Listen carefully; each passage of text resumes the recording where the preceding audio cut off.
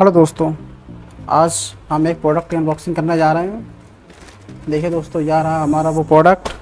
दोस्तों मैं बता दूं, यह एक हमारी अलार्म क्लॉक है जो स्मॉल साइज़ की आती है। चलिए मैं इसे आपको खोल कर दिखाता हूँ कि यह कैसी है।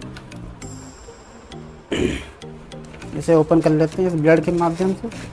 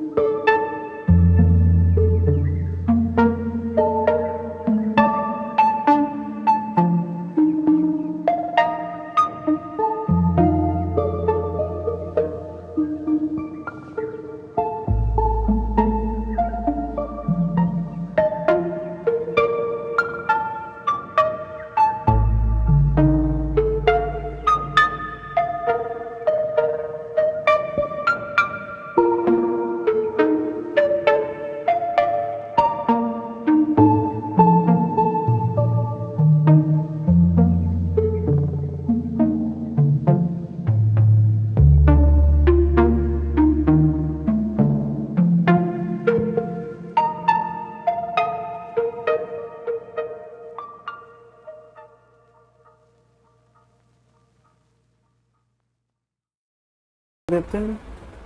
देखिए दोस्तों, यह सी हमारी चलने लगी। देखिए आप,